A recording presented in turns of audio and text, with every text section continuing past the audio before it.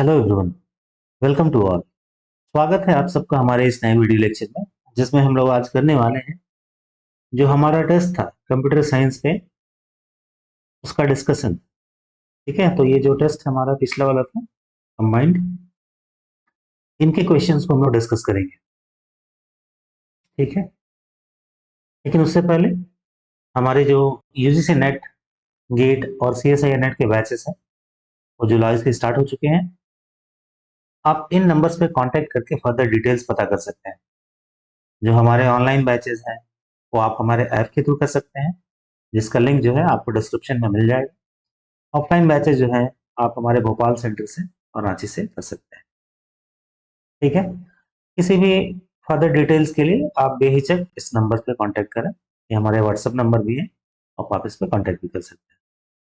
तो चलिए हम लोग स्टार्ट करते हैं हमारा जो टेस्ट का डिस्कशन है ये। तो आप एक चीज ध्यान रखें, आप कितने भी पढ़ाई करें, जब तक आप टेस्ट नहीं देंगे आपको पता ही नहीं चलेगा कि आपका प्रोग्रेस क्या हो रहा है। दूसरा, एक फायदा ये भी है कि जब आप टेस्ट देते हैं तो जो क्वेश्चंस टेस्ट में आए हुए होते हैं वो आपके एक तरह से आपकी उसके लिए अंडरस्टैंडिंग काफी क्लियर हो जाती है। एग्जाम में वो क्वेश्चन के मिस होने के चांसेस बहुत ही कम होंगे। ठीक है, इसलिए आप हमारे टेस्ट को ना सीरियसली अटेंड करें। हमारे जितने भी स्टूडेंट्स हैं जो जेआरएफ में है, जो आईआईटीज में है, तो क्या है कि उन लोगों ने टेस्ट के लिए बहुत अच्छे से तैयारी की थी। कोई भी टेस्ट वो लोग मिस नहीं करते थे, उसका प्रॉपर डिस्कशन करते थे। ठीक है, और कोई भी डाउट है तो उसको क्लियर कर लेते थे। तो चलिए हम लोग स्टार्ट कर लेते हैं। तो जो पहला क्वेश्चन है हमारा ये क्या कहता है, इन ए ट्री नोड्स कितने हैं of nodes N, maximum number of edges will be. इसमें बात हो रही है ट्री की और उसमें मैक्सिमम नंबर ऑफ एजेस की। तो ट्री क्या होता है हम लोग जानते हैं, ट्री है असाइक्लिक कनेक्टेड ग्राफ, है ना। Acyclic connected graph is a tree, मतलब ऐसा ग्राफ जिसमें कोई साइकिल ना हो और सारे नोड्स एक दूसरे से कनेक्टेड हो, उसे आप क्या बोलेंगे, उसे आप ट्री बोलेंगे। अब चलिए हम लोग फॉर्मूला रटेंगे नहीं, एक छोटा सा ट्री बनाते हैं। मान लीजिए ये नॉट नेसेसरी बाइनरी ट्री, ठीक है ना, सिर्फ ट्री की बात बोल रहा है, कहीं पे ये नहीं लिखा हुआ है कि बाइनरी ट्री। अब जरा देखिए तो इसमें कितने नोड्स हैं, तो आप काउंट करिए, एक दो तीन, तीन नोड्स हैं। नोड्स को आप वर्टेक्स भी बोलते हैं। अगर हम एजेस की बात करें तो एजेस कितने हैं, एक दो, सिर्फ दो एजेस हैं। ठीक है, तो आपके पास नोड्स हो गए n इक्वल टू 3 और एजेस हो गए 2। क्या 2 को हम n माइनस वन लिख सकते हैं, बिल्कुल लिख सकते हैं, 3 माइनस वन 2 ही होगा। ठीक है, तो चलिए पहले वाले में तो वेरीफाई हो गया। अब एक बड़ा सा ट्री बना दे, थोड़ा इससे बड़ा समझने के लिए। ठीक है, अब इसमें जरा काउंट करें, तो पहले आप नोड्स काउंट करें n। एक दो तीन चार पाँच छः सात आठ नौ, नोड्स की जो संख्या है वो 9 है। एजेस एक दो तीन चार पाँच छः सात आठ, अगेन जो आपके एजेस आ रहे हैं, एजेस कितने हैं, आपके एजेस जो है वो 8 है। ठीक है, एजेस जो है वो 8 है। क्या हम यहाँ पे 8 को n माइनस वन लिख सकते हैं, बिल्कुल लिख सकते हैं, क्योंकि n की वैल्यू जो है यहाँ पे 9 है। तो आप देखेंगे ना, ये जो n माइनस वन वाला फॉर्मूला है वो हर एक ट्री के लिए वैलिड होगा।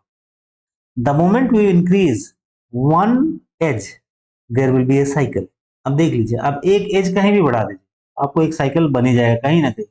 और जैसे ही ये साइकिल बनेगा, अब ये ट्री नहीं रह गया, अभी क्या बन जाएगा, ग्राफ बन जाएगा। तो हमारा आंसर क्या हो जाएगा इसके लिए, n माइनस वन। तो पहले वाले का जो आंसर है बी। अब हम लोग आते हैं अगले क्वेश्चन पे, क्वेश्चन नंबर 2। ये हमारे ट्रांजेक्शन से रिलेटेड है, जो हमारे डीबीएमएस का पार्ट है। ठीक है, और ये बहुत इंपॉर्टेंट क्वेश्चन है। आप ये ध्यान रखिएगा, ये जो ट्रांजेक्शन वाला है ये काफी बार एग्जाम में आया हुआ है, फ्रिक्वेंटली आते रहता है। ठीक है, अब इस क्वेश्चन को पढ़िए, थोड़ा समय इसको समय दीजिए। क्या कहता है क्वेश्चन, क्वेश्चन कहता है consider the following four schedules. अब शेड्यूल्स क्या होते हैं हमने डिस्कस कर लिया है। इन्वॉल्विंग थ्री ट्रांजेक्शन, तीन ट्रांजेक्शन है using read and write on a data item X denoted by R X and W S respectively, which one of them is conflict serializable. तो हम लोग जानते हैं, पहले आपको ये पता होना चाहिए कि कॉन्फ्लिक्ट सीरियलाइजेबल का मतलब क्या है। ठीक है, तो किसी भी दो दो इंस्ट्रक्शंस को कन्फ्लिक्टिंग कब बोलते हैं? इंस्ट्रक्शन I1 सपोज और I2, इन्हें आप कन्फ्लिक्टिंग इंस्ट्रक्शन कब बोलेंगे? हमने देखा था when they are operation on same data item and at least one of them is right operation, then these two instructions are said to be conflicting। तो पहले ये चीज होना चाहिए क्लियर। ठीक है, अब इसे हम सॉल्व कैसे करेंगे? तो हम इसका प्रेसिडेंस ग्राफ बनाते हैं। ठीक है ना, तो पहले आप शेड्यूल बना लीजिए। शेड्यूल कैसे बनाएंगे? आपको देखिए तीन ट्रांजेक्शन दिख रहा है, तो आप बनाएंगे पहले T1, यहाँ लिखेंगे T2 और यहाँ लिखेंगे T3। ठीक है, अब हम लोग ऑप्शन नंबर ए चेक कर रहे हैं। पहले पहला बोलता है R1X, इसका मतलब है R फॉर रीड, लेकिन कौन सा ट्रांजेक्शन पे? 1 पे, 2 पे, 3 पे। तो ये जो 1 दिखा रहा है ना, ये 1 के लिए हो गया, मतलब ट्रांजेक्शन 1 पे ये रीड ऑपरेशन है, तो आप यहाँ लिख दें RX, इस डेटा आइटम पे X पे। ठीक है, ये X पे है। ठीक है, दूसरा है R2X, तो ये किस ट्रांजेक्शन का इंस्ट्रक्शन है? सेकंड वाले ट्रांजेक्शन का, T2 का। ऑपरेशन क्या है? रीड, किस पे? X पे। तो आप इसको इसके ठीक नीचे लिखेंगे। आप एक चीज ध्यान रखेंगे, आप ना कभी भी किसी भी इंस्ट्रक्शन उसको बराबर में नहीं लिखेंगे। ठीक है ना, क्यों नहीं लिखेंगे? क्योंकि ये दोनों एक साथ कभी नहीं हो सकते। आप ऐसे भी जानते हैं नेचर में कोई भी दो फेनोमेनन एक साथ नहीं घटते। ठीक है, लेकिन हम लोग थोड़ा डाइवर्ट हो जाएंगे, फिजिक्स में ज्यादा चले जाएंगे, तो हम लोग उसकी बात नहीं करते। तो कोई भी दो इंस्ट्रक्शन एक साथ एग्जीक्यूट नहीं होते। ठीक है, सीपीयू एक बार में, एक सीपीयू अगर सीपीयू दो कर दे तो बात अलग है, एक बार में एक सीपीयू सिर्फ एक ही इंस्ट्रक्शन को एग्जीक्यूट करा सकता है। ठीक है,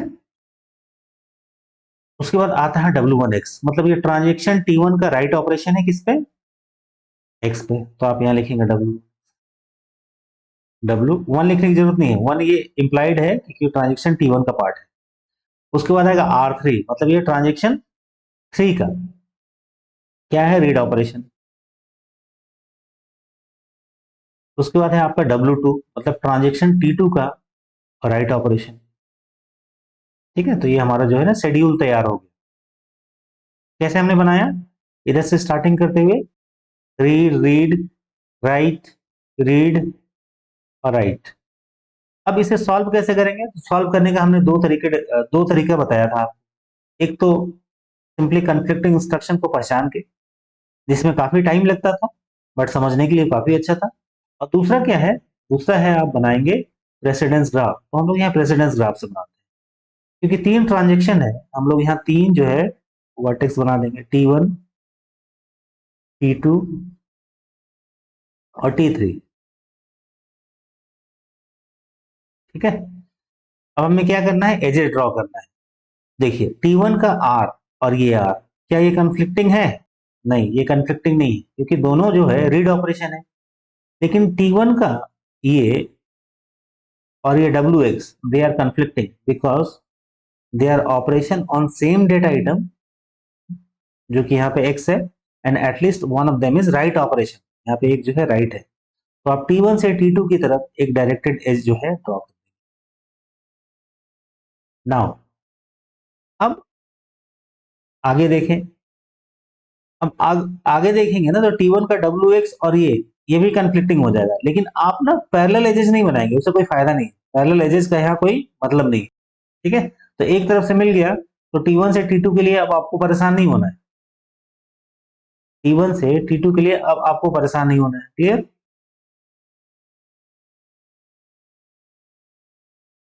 अब हमारा काम होगा T2 से, ये RX है और ये WX है, मतलब T2 से T1 की तरफ भी एक डायरेक्टेड एज बन जाएगा। क्यों? Because this instruction RX is conflicting with WX, तो T2 से T1 की तरफ एक डायरेक्टेड एज जाएगा।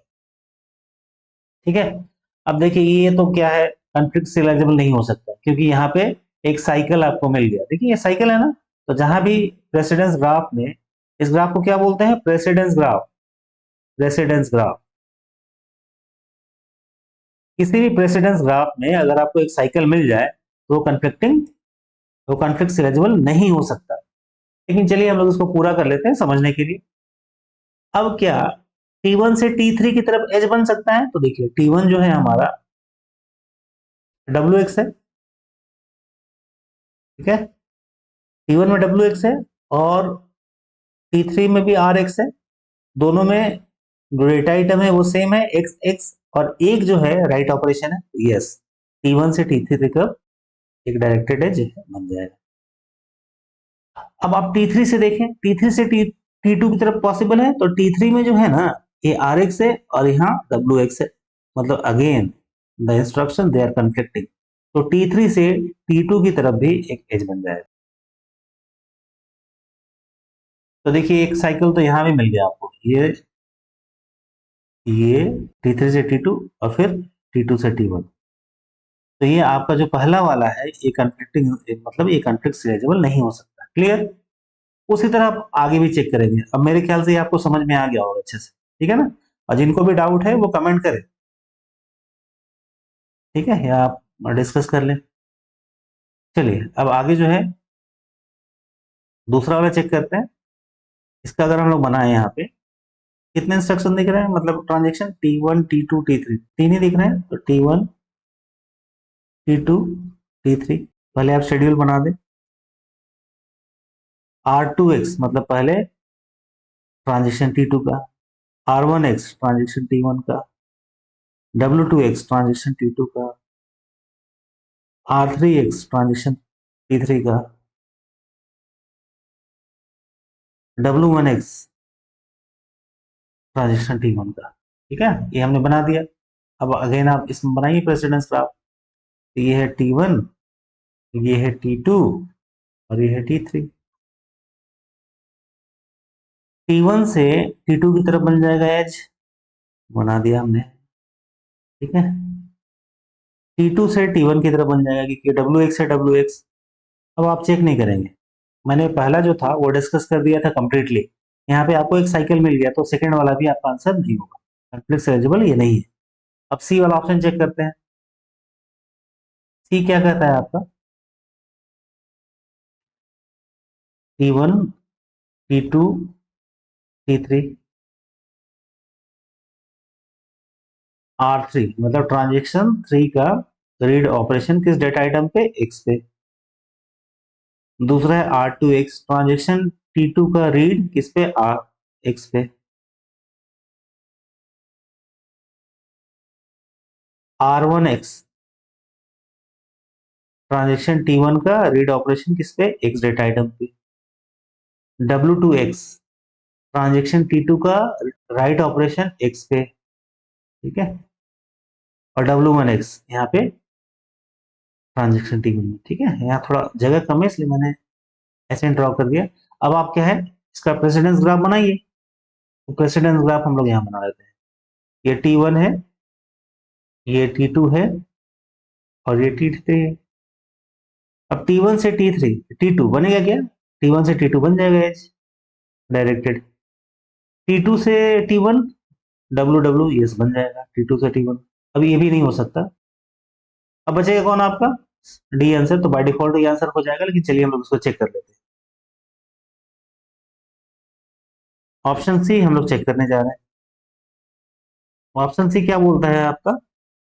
पहले तीन शेड्यूल हम लोग ड्रॉ करते हैं।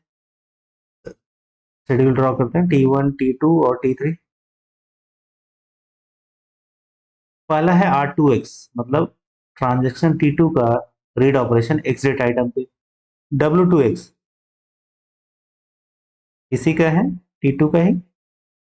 R3X ट्रांजेक्शन T3 का है, RX। R1X ट्रांजेक्शन T1 का है, RX। W1X ट्रांजेक्शन T1 का ही, ठीक है ना। अब बनाइए आप schedule, precedence graph T1 T2 T3। आपको ना यहाँ कहीं साइकिल देखने को नहीं मिलेगा, ठीक है। क्यों? क्योंकि तीन ऑप्शन तो हम लोग गलत कर चुके, तो आंसर तो यही बनेगा, इसलिए आपको यहाँ कहीं साइकिल नहीं मिलने जा रहा। हम लोग चेक करते हैं T1 से।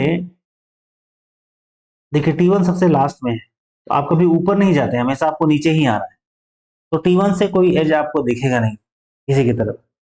T2 से T1 की तरफ, यस, T2 से T1 की तरफ आपको एज मिल जाएगा, क्योंकि यहाँ पे इंस्ट्रक्शन जो है कंफ्लिक्टिंग मिल रहे हैं, WX RX। या T2 से T3 की तरफ, तो T2 हमारा ये राइट है X पे, ये भी रीड है, तो ये सेम हो जाएगा। X और X, एक राइट ऑपरेशन एक रीड ऑपरेशन, तो T2 से T3 की तरफ आपका एज बन जाएगा। अब T3 से T1 की तरफ पॉसिबल है क्या? ये RX है और ये WX है, ये पॉसिबल है T3 से T1 की तरफ। ठीक है, ये हमने बना दिया प्रेसिडेंस ग्राफ। क्या यहाँ साइकिल है? तो आप ऐसे गोल देख के मत बोल दीजिएगा साइकिल है। साइकिल का मतलब है T2 से स्टार्ट करके क्या हम वापस T2 पे पहुंच सकते हैं? तो यहाँ से T3 आए, T3 से T1। अब यहाँ से आउटगोइंग एजेस नहीं है, only incoming edges are there, ये साइकिल कभी कंप्लीट नहीं होगा। इसका मतलब ये जो है, ये कॉन्फ्लिक्ट सिलेजिबल जो है ये हो जाएगा, तो हमारा आंसर क्या हो गया? Option number D. ठीक है, चलिए अब आगे हैं। अगला जो क्वेश्चन है, ये क्या बोलता है? If A and B are two fuzzy sets. ठीक है, दो फजी सेट्स दिए हैं आपके पास with membership function mu A X, this one. ठीक है, अब आपको क्या बताना है? आपको बताना है म्यू ए यूनियन बी, और उसके बाद उसका कॉम्प्लीमेंट। तो पहले आप ए यूनियन बी निकालिए। तो फजी सेट में ए यूनियन बी में क्या होता है? जो maximum degree of membership value है वो आप चुनते हैं। तो पहले वाले में आप सीधे यही कंपेयर कर लेते हैं, 0.6 और 0.9, बड़ा कौन है आपका? 0.9, तो 0.9 आ जाएगा। सेकेंड वाले में बड़ा कौन है? 0.5। थर्ड वाले में बड़ा कौन है? 0.6। फोर्थ वाले में बड़ा कौन है? 0.8। फिफ्थ वाले में कौन बड़ा है? 0.8। ये हमने A union B fuzzy set के केस में वैल्यू निकाल ली। ठीक है, यहाँ भी। अब इसका कॉम्प्लीमेंट करेंगे, तो कॉम्प्लीमेंट का मतलब होता है वन में से इसको माइनस करना। तो वन में से अगर 0.9 को माइनस करेंगे तो क्या आएगा? 0.1। ठीक है, 0.1 यहाँ नहीं है, यहाँ नहीं है, तो ए और बी तो कट गया। अगला है वन में से 0.5 माइनस करेंगे तो 0.5 ही आएगा, तो चलिए 0.5 दोनों में ही है। उसके बाद वन में से 0.6 माइनस करेंगे तो 0.4 आएगा, 0.4 दोनों में ही है। वन में से 0.8 तो 0.2 दोनों में ही है। फाइनली वन में से 0.8 माइनस करेंगे तो 0.2, यहाँ तो 0.3 है, ये हमारा आंसर गलत हो जाएगा। Option C will be our correct answer. ठीक है, तो ये बहुत आसान क्वेश्चन है, आपको बस पता होना चाहिए कि ए यूनियन बी कैसे निकालते हैं फर्स्ट सेट के केस में, और दूसरा उसका कॉम्प्लीमेंट कैसे करते हैं। ठीक है, नाउ क्वेश्चन नंबर 4, ये क्या दिया हुआ है? Consider a fuzzy set A defined on the interval 0 to 10 of integers by the membership function. ये भी गिवन है, और आपसे क्या बोलता है? The alpha cut corresponding to. तो देखिए हम लोग जानते हैं दो तरह के कट होते हैं यहाँ पे। पहला है अल्फा कट जो है नॉर्मल, और दूसरा है स्ट्रॉन्ग अल्फा कट। दोनों में क्या डिफरेंस था? दोनों में यहाँ value greater than equal to दोनों ही चलेगा, लेकिन स्ट्रॉन्ग अल्फा कट में जो वैल्यू है, डिग्री ऑफ मेंबरशिप की वैल्यू, ये सिर्फ ग्रेटर देन होना चाहिए, इक्वल टू वाले को ये कंसिडर नहीं करेगा। ठीक है, तो ये डिफरेंस है। अब चलिए वन बाय वन देखते हैं ये क्या है। क्योंकि यहाँ पे फंक्शन दिया हुआ है एफ एक्स इक्वल टू, आप एक एक करके वैल्यू पुट करिए। पहला 0, तो 0/0 + 2। तो अगर किसी भी नंबर से 0 को डिवाइड करेंगे तो आंसर 0 ही आएगा, तो 0। अब देखिए आंसर आपको मिल गया, यूनिक आंसर। देखिए ये एक खासियत है नेट के एग्जाम की, आपको आगे चेक भी नहीं करना है, क्योंकि पहला जो ऑप्शन होगा वो 0 होगा। लेकिन चलिए हम लोग आगे चेक कर लेते हैं, 1 के लिए क्या होगा? 1/1 + 2, मतलब 1/3। ठीक है, तो वैल्यू क्या आएगी इसकी? 0.3। ठीक है, और सॉरी, मैंने यहाँ गलती से कर दिया, इसका आंसर ये हो जाएगा, हमें अल्फा कट निकालना है ना? ये आंसर नहीं होगा अभी, माफ कीजिएगा इसके लिए। ठीक है, मैं इसे थोड़ा रिवाइज कर दूं। आपको पहले अल्फा की वैल्यू निकालनी पड़ेगी, पहले तो वैल्यू 0 आ गई और यहाँ अल्फा की वैल्यू दी हुई 0.5, मैंने इसे ध्यान नहीं दिया था। ठीक है, 0.5 या उससे ज्यादा होना चाहिए। तो सेकंड वाले की वैल्यू क्या आएगी? 0.3। ये भी नहीं आ रहा, 0.5 के बराबर या उससे बड़ा। अगला जो वैल्यू है 2, 1, वैल्यू क्या होगी? 2/2 + 2,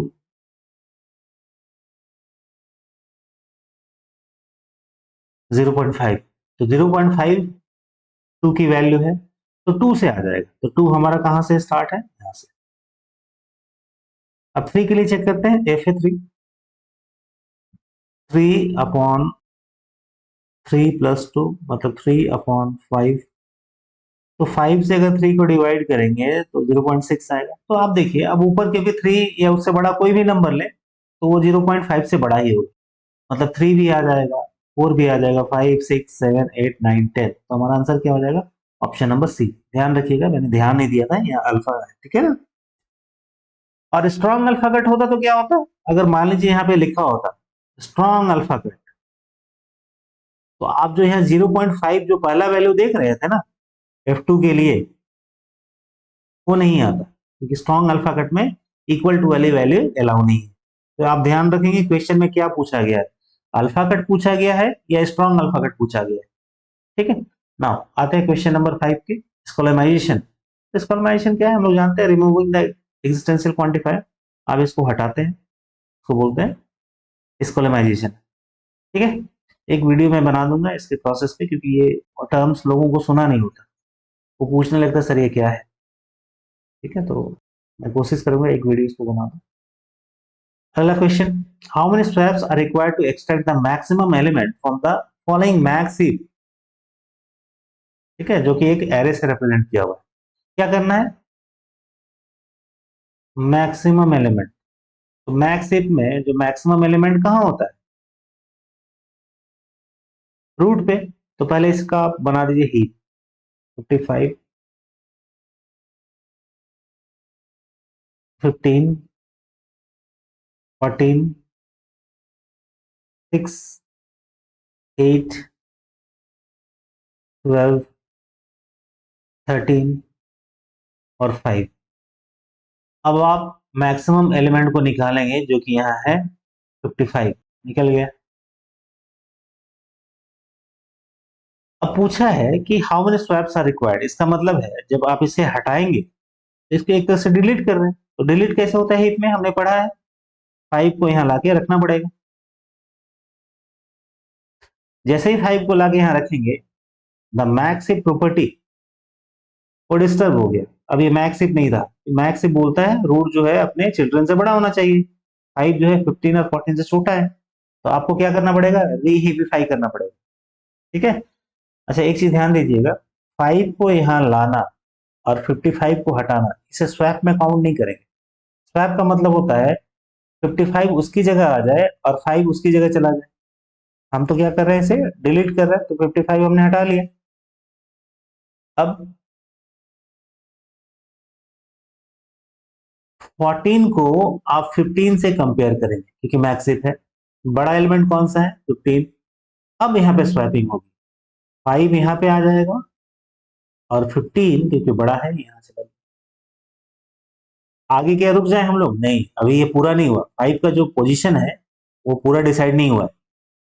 अब आप 5 के चिल्ड्रन 6 और 8 को कंपेयर करेंगे, इन दोनों में बड़ा कौन है?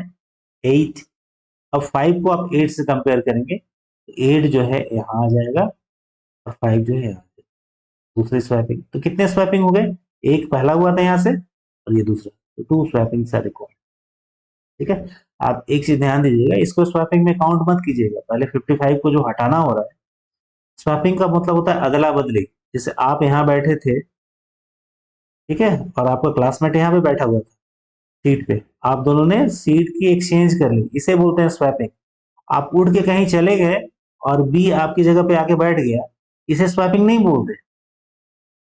ठीक है ना? तो इसका आंसर क्या हो गया 6 का ऑप्शन नंबर बी। नाउ अब आता है क्वेश्चन नंबर 7। ये तो हमने क्लास में किया था। ये क्या बोलता है? 0 का पावर n, 1 का पावर m। कंडीशन क्या है? m जो है 2n+1 होनी चाहिए। ठीक है, मतलब m जो है n का दोगुना और +1। तो आप देखिए दोगुना, ये तो गड़बड़ हो जाएगा, ऐसे भी ये भी गड़बड़ हो जाएगा। देखिए बहुत आसान है इसको सॉल्व करना, ये भी गड़बड़ हो जाएगा। ये सही है, क्यों? आप कुछ भी करिए, a से 0, a 1 1। अगली बार भी मान लीजिए इस को अप्लाई करेंगे, प्रोडक्शन रूल को, तो ये आएगा 0 0 a 1 1 1 1। ठीक है, 2 0 है तो 4 1 आ गए। अब मान लीजिए इसको खत्म करना चाहें को, तो किससे खत्म करेंगे? ए से, क्योंकि और तो आपके पास है ही नहीं अवेलेबल। तो आप 2 0 5 1। ठीक है, ये हमेशा होगा, तो option number D is our correct answer. Question number 8, DFA दिया हुआ है, ये भी अगेन रिपीट क्वेश्चन है, क्लास में करवाया था इसे। ठीक है ना? कौन कौन सा आंसर होगा इसका? डीएफए मतलब यहाँ तो है आपका 0 का स्टार, इसके बाद 1, ये कंपलसरी पार्ट है, ये तो आपको शुरू में होना चाहिए 0 1 का स्टार। ठीक है, ये तो आपका गड़बड़ हो गया। 0 1, 0 का स्टार 1, 0+1 का स्टार इसमें इंक्लूडेड है, इसके बाद 1 का स्टार। ठीक है, ये हैंडल कर लेगा।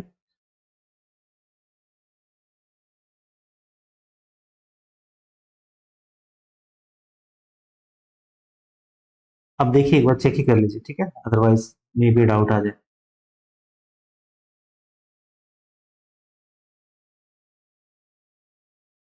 ठीक है, यहाँ क्या होगा, क्योंकि यहाँ लूप है 0 के ऊपर, तो उसे हम दिखाएंगे 0 का स्टार। अब 0 के स्टार से, क्योंकि स्टार्ट स्टेट है ना, एरो लगा हुआ है। अब यहां से जब यहाँ आएंगे तो इस 1 को आप छोड़ नहीं सकते, इसको लेना पड़ेगा। तो इस 1 के ऊपर स्टार नहीं होना चाहिए, स्टार का मतलब है 0 या 1। ठीक है, अब इससे क्या हम किसी ऑप्शन को नेग्लेक्ट कर सकते हैं, डिस्कार्ड कर सकते हैं? तो यस, आप देखिए ना, यहाँ पे लिखा हुआ है 0 का स्टार 1 का स्टार, इसे आप काट सकते हैं। ठीक है, बाकी में ये दोनों में ये आ रहा है 0 का स्टार 1, और ये तो सब चीज को हैंडल कर लेता है, आपको पता ही है। अच्छा, अब आप फाइनल में पहुंच गए। ठीक है, क्या यहाँ इस 1 को लेना जरूरी है? नहीं, जरूरी नहीं है। आपकी मर्जी, तो घूमते रहिए, फिर इधर भी आइए, ऐसे भी घूमिए जितना, और फिर 1 लेके यहाँ जाइए। तो ये जो है 0+1 का स्टार उन सारे स्ट्रिंग्स को हैंडल कर लेगा जो इसके प्रीफिक्स में बनेंगे, लेकिन फाइनली इसको 1 एक लेना पड़ेगा। ये क्यों है 1? अगर आप यहाँ कुछ भी नहीं लेते, नल लेते, तो यहाँ से आपको एक 1 लेके आना पड़ता। तो ये भी करेक्ट है, और आपका जो ये है ये भी करेक्ट है, क्योंकि ये 0 0 का स्टार 1, 0 0 का स्टार 1 का इसका बार बार रिपीटिशन होता रहेगा। ठीक है, तो ऑप्शन नंबर 1 और 3 दे आर करेक्ट ऑप्शन। ठीक है, तो ऑटोमेटा के लिए आप ध्यान रखिएगा, ऑटोमेटा और कंपाइलर्स जो है दे आर इंटर रिलेटेड। तो ऑटोमेटा हमारे लिए बहुत ही इंपॉर्टेंट हो जाता है, क्योंकि उसके बिना आप एग्जाम में, क्योंकि काफी स्कोरिंग है, और कंपाइलर भी इसी पे डिपेंडेंट होता है, दोनों को मिला के ना बहुत अच्छे मार्क्स इससे आने के चांसेस होते हैं। अगर आप इसे मिस करेंगे तो एक बहुत अच्छा जो पोर्शन है मार्क्स का, वो आपका घट जाएगा। तो आपको इस पर ध्यान देना है। क्वेश्चन नंबर 9 ये हमने करवाया था, ठीक है ना? ये आपको नॉर्मली आपको ऐसे नहीं दिखेगा, आप इसमें ध्यान से देखिए। अगर आप इसमें बूलियन अलजेब्रा का कोई लॉ लगाएंगे तो ये काम ही नहीं करेगा, आपको समझ में नहीं आएगा करना कैसे। तो आप पहले क्या करेंगे, इसका एक्सपेंशन करेंगे, इसका एक्सपेंशन करिए। ठीक है, एक्सपेंशन का मतलब है इसमें, यहाँ पे क्या मिस है, यहाँ पे सी और डी मिस है, तो उसको सी और डी को लाएंगे, कैसे लाएंगे? ए बी, सी+C का बाद, D+D का बाद। यहाँ क्या मिस है? यहाँ पे डी मिस है, यहाँ पे लाएंगे A bar B C D bar plus D, और यहाँ पे सारे हैं। ठीक है, अब बार लिखें या ऐसा प्राइम लिखें, दोनों एक ही है। ठीक है, अब इसे थोड़ा एक्सपेंड करिए, A B C C, sorry A B,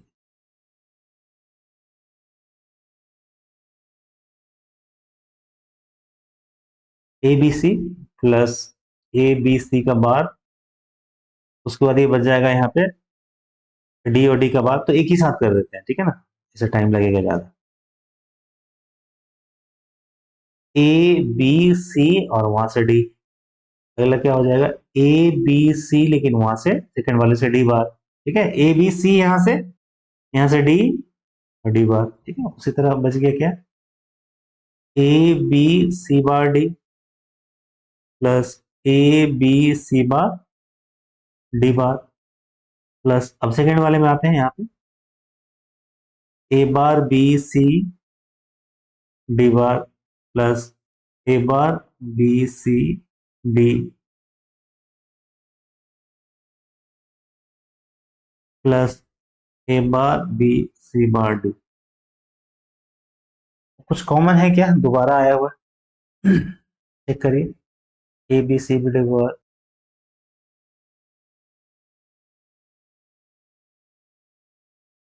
ठीक है, चलिए हम इसकी वैल्यू लिख देते हैं, उससे पता चल जाएगा। ये जो वैल्यू है 1 1 1 1,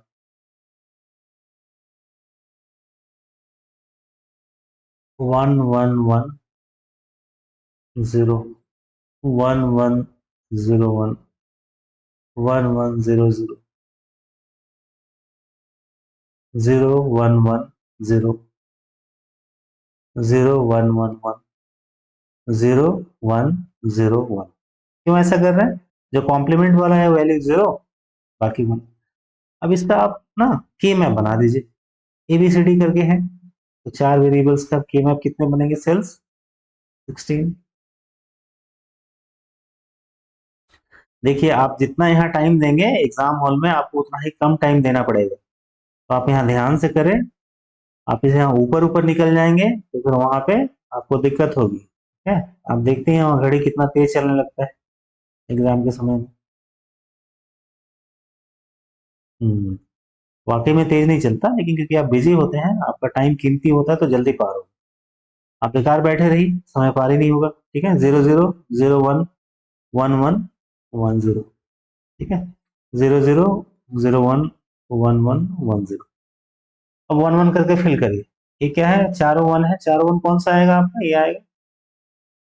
ठीक है, उसके बाद है 1 1 1 0, 1 2 4 8 8 12 14, 14 कौन सा होगा, 14। इसके बाद है आपका 1 2 4 8 8 4 12 1 13, 13 कौन सा है, 8 4 12 13। ठीक है, इसके बाद है 8 4 12, 8 4 12 कौन सा है यहाँ पे, इसके बाद कौन सा है, 6 6 कौन सा हो गया, 0 1 1 0।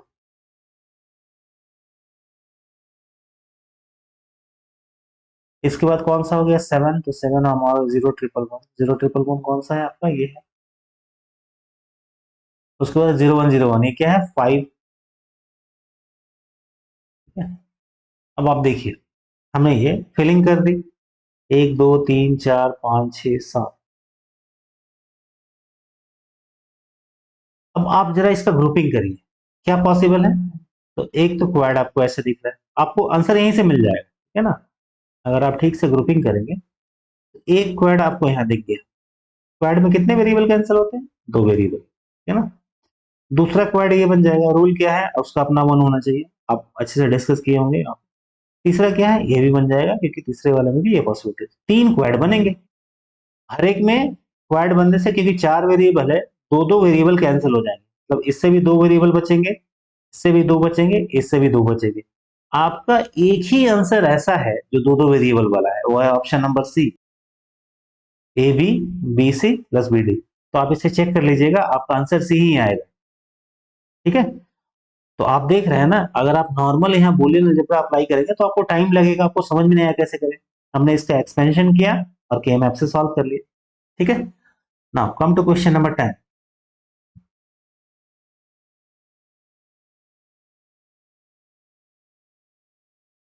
10 में क्या बोलता है, ये सी का फंक्शन है, सी का एक प्रोग्राम है, और ये आपसे कह रहा है इंट पी। ठीक है, हमने लिख दिया पी, पी एक। ठीक है, इसका एड्रेस कुछ मान लीजिए। अब ये पॉइंटर है। ठीक है, तो पॉइंटर क्या होता है, एक वेरिएबल जो किसी दूसरे वेरिएबल के एड्रेस को रख सकता है। इसमें क्या आपने एड्रेस डाल दिया, address of P. Address of P क्या है, 1012। हमने यहाँ जो कंसिडर किया उसके हिसाब से। ठीक है, अब आप लिखते हैं स्कैन एफ। तो जनरली यहाँ क्या आपको प्रॉब्लम लग रहा है कि स्कैन एफ में तो भाई यहाँ एम्परसेंड होना चाहिए, वो तो मिस है। लेकिन देखिए यहाँ पी आई जो है ना वो लिखा हुआ है, तो पी आई का मतलब क्या है, पी आई में एक एड्रेस है 1012। 1012 किसको पॉइंट कर रहा है, इसको। मतलब यहाँ जो भी आप लेंगे ना 1012 में डाल देगा वैल्यू। मान लीजिए हमने लिया वैल्यू 6। ठीक है, तो कहाँ चला जाएगा 6। अब आप यहाँ प्रिंट कर रहे हैं परसेंटेज पी प्लस 5।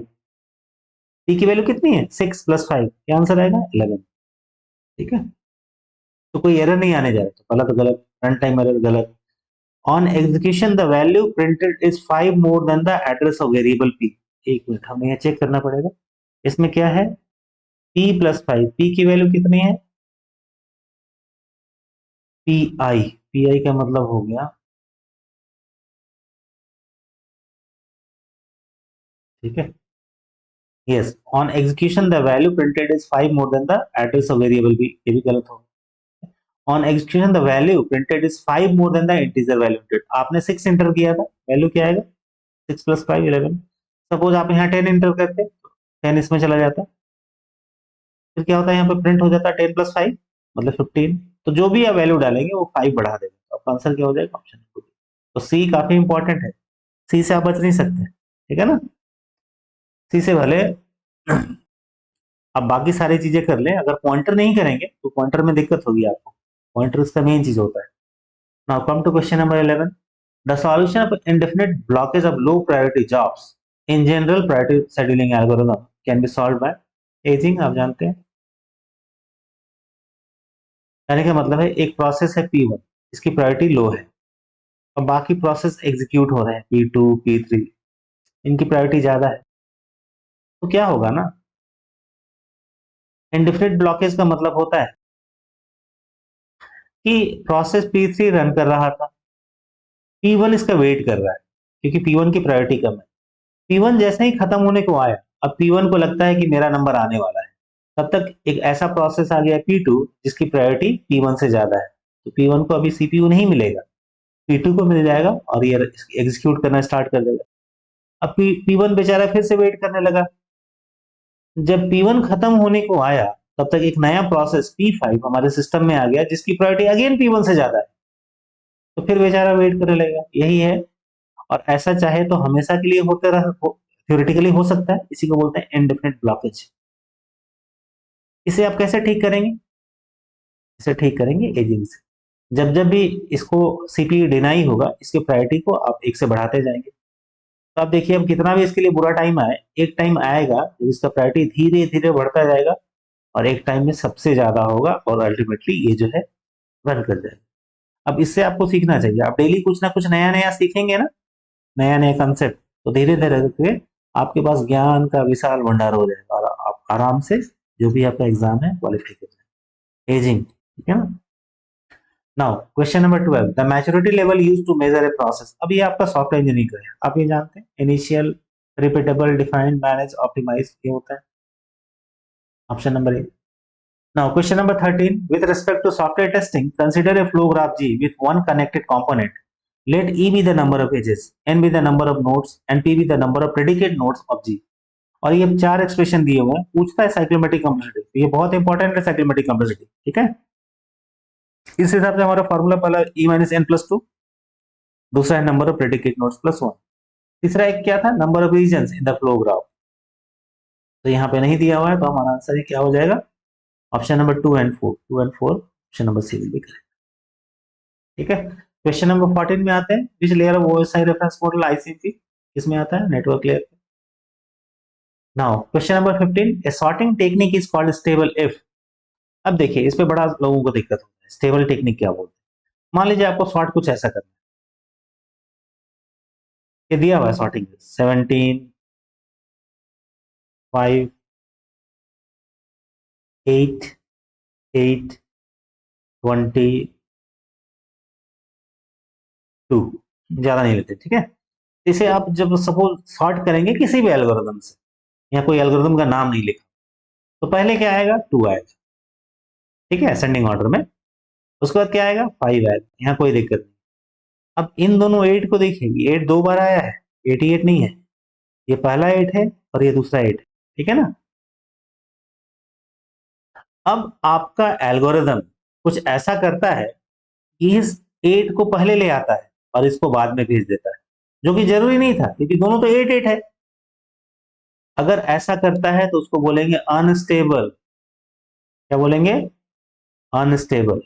और स्टेबल कब बोलेंगे, जो भी ये पहले वाला पहले रहे, दूसरे वाला दूसरे, बाकी से हम लोग को भी मतलब नहीं है, बाकी तो बाद में आएंगे, 17 और 20, ठीक है। तो अगर ये पहले वाला पहले रह जाए, दूसरा वाला सेकंड प्लेस पे ही रहे, इसको क्या बोलेंगे, स्टेबल, ठीक है ना। तो आंसर क्या होगा, it maintains the relative order of occurrence of non distinct element. Option number B will be correct. Now, the tightest lower bound on the number of comparison in the worst case of comparison based sorting is of the order। आप जानते हैं इससे कम में आप नहीं कर सकते decision tree method से, ठीक है। Now question number 17, when the following code is executed what will be the value of x and y। तो आप यहाँ ऐसे बनाइए, x की वैल्यू 1 है, y की वैल्यू 0, ठीक है, सी से है y equal to x plus plus. अभी क्या है ना, ये पोस्ट इंक्रीमेंट है, मतलब पहले वैल्यू को यूज करें फिर बढ़ाएं। पूछता है एग्जीक्यूट होने के बाद एक्स और वाई की वैल्यू क्या है, तो जैसे ही आप लिखेंगे y equal to x plus plus, तो पहले x की वैल्यू जो है ना y में असाइन हो जाएगी, उसके बाद x की वैल्यू इंक्रीमेंट होगी। x की वैल्यू क्या है अभी 1, y में असाइन होने के बाद क्या हो जाएगा ये 1, उसके बाद ये बढ़ जाएगा, ये 2, जब प्रिंट करेंगे तो क्या आएगा 2 1। आंसर क्या हो जाएगा आपका। Now question number 18, in a class B network on the internet, आपको ये मार्क्स दिया हुआ है, what is the maximum number of host per server, ठीक है। तो देखिए क्लास बी का है ना, ये 248 है, तो क्लास बी में आप जानते हैं डिफॉल्ट मास्क कितना होता है, डिफॉल्ट मास्क होता है आपका 16 बिट का, तो 16 बिट डिफॉल्ट मास्क यहाँ तक आ गया। और यहाँ 248 है, तो आपको बस इन दोनों से मतलब है, 248 लिखेंगे तो 1 2 3 4 5 6 7 8, ये 248 लिखा हुआ है। उसके बाद 0 1 2 3 4 5 6 7 8, टोटल कितने बिट्स हो गए, 248 तक यहाँ पे दिया हुआ था, यहाँ तक आप,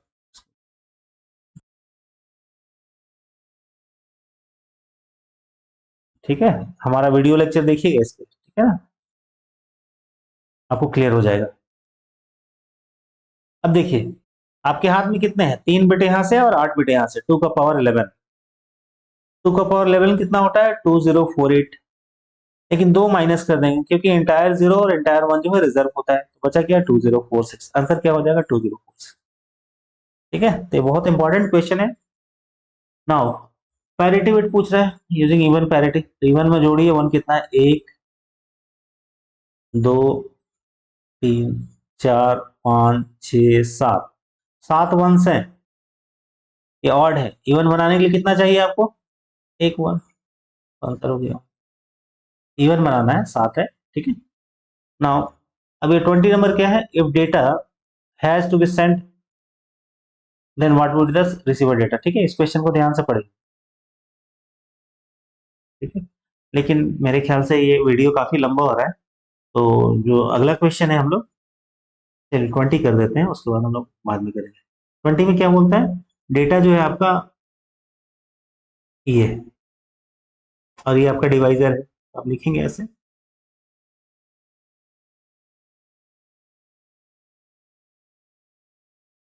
1101, ठीक है, और ये आपका है 100 100 100 100, क्योंकि डिवाइजर में 4 बिट है, आप 3 जीरो यहाँ लगा देंगे, आपको पता ही है rule.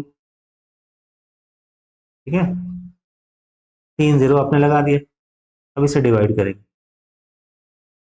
What would be the receiver data, ये तो सेंडर है, सेंडर के साइड से हम लोग। ठीक है, प्रोसेस पता है आपको कैसे करते हैं। अब डिवाइड करिए, 1 से पहले करेंगे। 1101 0 0 1 0, फिर ये 1 यहाँ आ जाएगा, अगेन 1 से 1101 0 0 1 0। ठीक है, ये भी गया। फिर आया 0 1 से 1101 1 0 1 0, ये भी गया। फिर ये आया अगला 1, अगला 0, अगेन 1 से 1101 1 1 1 0, ये भी गया। फिर ये अगला 0 आया। ठीक है, फिर 1 से डिवाइड करेंगे आप, 1101 1101, ये आ जाएगा, इधर लिख दे रहा हूँ। ठीक है, 0 0 1 1। अब देखिए ये पहला 0 आ गया, ये तो कैंसिल हो गया, लेकिन अगला 0, तो ये 0 आप यहाँ से लाएंगे। ठीक है, इस वाले 0 को, लेकिन इस पर डिवाइड किससे करेंगे, 0 से। ठीक है, सारा 0 हो जाएगा, 0 1 1 0, ये है। फाइनली जो आखिरी वाला 0 है ये आएगा, आखिरी वाला 0।